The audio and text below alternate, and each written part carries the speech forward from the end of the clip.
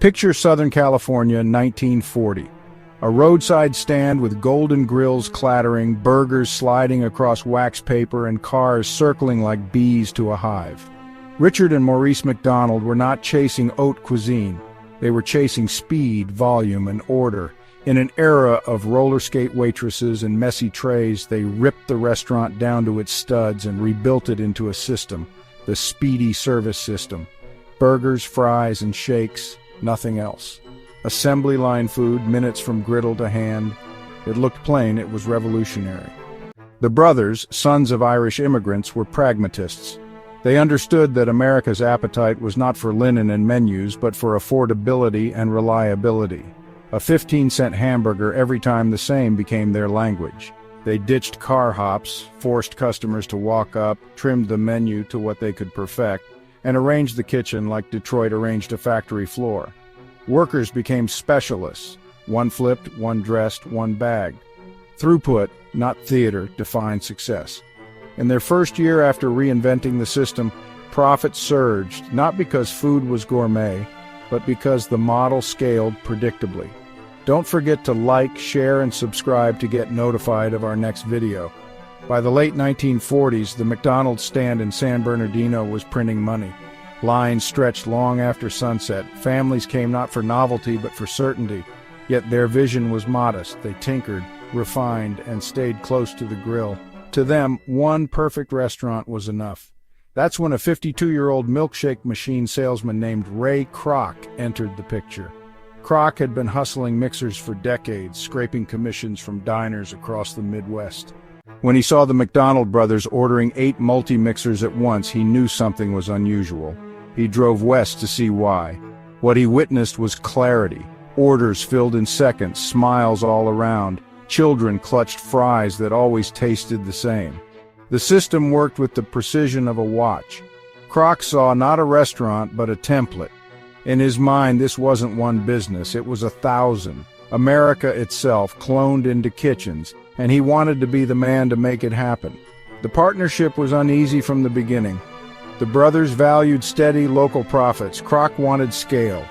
He persuaded them to let him franchise the model nationally. But his innovation wasn't the menu.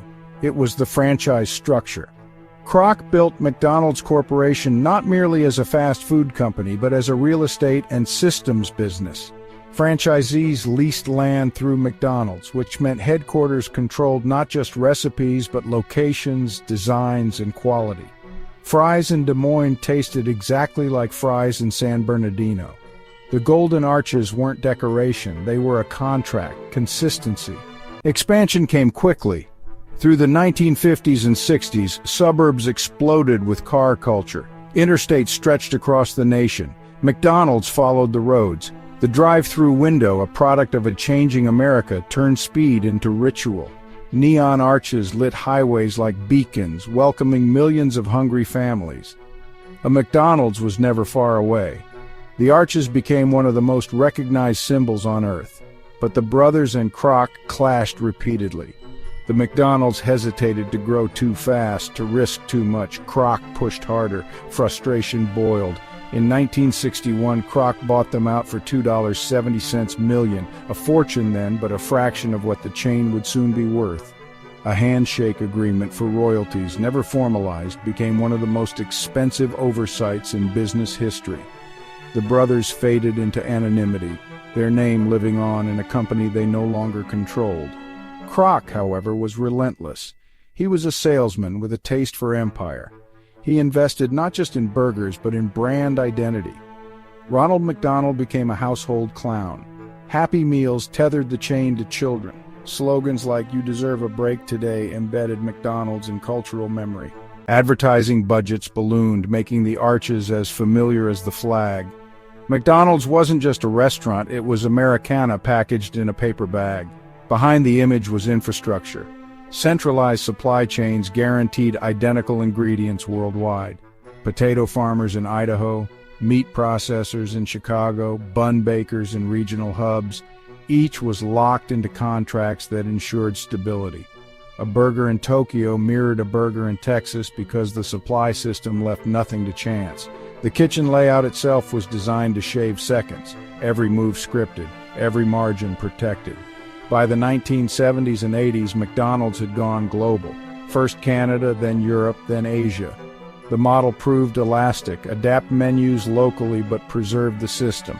Teriyaki burgers in Japan, wine in French locations, rice dishes in Asia, all nestled under the arches. Globalization wasn't an afterthought, it was baked into the design. The company became a diplomat of fast food, a symbol of American capitalism in distant cities. Kroc's obsession extended to detail. He was known for storming into stores unannounced, inspecting restrooms, demanding spotless counters, and lecturing franchisees about lettuce freshness. His creed was simple: quality, service, cleanliness, and value. To Kroc, these weren't slogans, they were commandments, and he enforced them with the zeal of a general. For every expansion milestone, there was a battle to keep standards intact, and the system's strength was its ability to replicate excellence without the founder present. Yet with growth came criticism. Documentaries like Super Size Me questioned its impact on health. Labor activists critiqued low wages. Environmentalists pointed to packaging waste and beef supply chains that strained ecosystems. McDonald's responded with shifts, salads, healthier options, recycling programs, but the tension between speed, scale, and sustainability remained. And as health consciousness rose in the late 20th century, McDonald's faced its first real reckoning: adapt or fade. The empire also weathered storms beyond consumer taste. Recessions slowed expansion but never stopped it. Real estate crises shifted franchise economics, but McDonald's land ownership gave it leverage. Competitors came and went, but the arches endured. Even as trends like artisanal burgers or health-forward dining rose, McDonald's held its place through affordability and ubiquity. Its stock, like its fries, became a staple.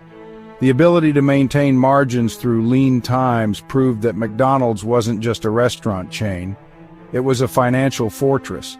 Look at the cultural imprints. McDonald's sponsored Olympic Games, partnered with Disney Films, and placed stores in Red Square and Tiananmen Square. The arches became icons of globalization, celebrated and criticized alike. To some, they represented opportunity, to others, homogenization, but either way, they mattered. They were symbols of a world where convenience trumped complexity, where efficiency became identity. So what did the McDonald brothers truly invent? They turned a kitchen into a factory. They stripped food to its essentials and applied industrial logic. And what did Ray Kroc add? He turned the system into a global empire, codified into contracts and commercials, and etched into skylines from Chicago to Shanghai. The brothers built the machine, Kroc built the empire. Picture the modern McDonald's kitchen. Timers beep, grills hiss, fries tumble. Workers move in a silent ballet, each gesture choreographed decades ago. The customer sees only the counter, the menu, the bag, but behind it lies a machine perfected over generations: supply chains, logistics, branding, franchising. From a roadside stand to 38,000 locations worldwide, the design has barely changed. Fast, cheap, predictable, that was the promise, that was the product, and still McDonald's keeps adapting. Digital ordering kiosks now replace cashiers in some locations. Mobile apps integrate loyalty points, delivery, and customization. Drive-thrus use AI to predict orders. Kitchens streamline further with automation. Yet through all the tech, the heartbeat remains: speed, scale, and sameness. Whether paid in coins in 1940 or with an app in 2025, the contract is the same. You know exactly what you'll get. The McDonald's story is both triumph and caution. Triumph because it shows how a simple system can scale into ubiquity. Caution because it raises questions about health, culture, and corporate power. But either way, its lessons echo across business. Standardization creates trust. Franchising creates reach. Branding creates memory. And a salesman's persistence can turn a brother's kitchen into the most famous restaurant on earth. From a milkshake salesman's gamble, the world inherited the fast food machine. It runs on fries, burgers, and shakes, but also on human desire for consistency, convenience, and familiarity. And like any great invention, it reshaped not just an industry, but the way the world eats. The arches shine as both monument and mirror, showing us not only how two brothers and a salesman built an empire, but also how billions of people chose speed, predictability, and the taste of familiarity over everything else.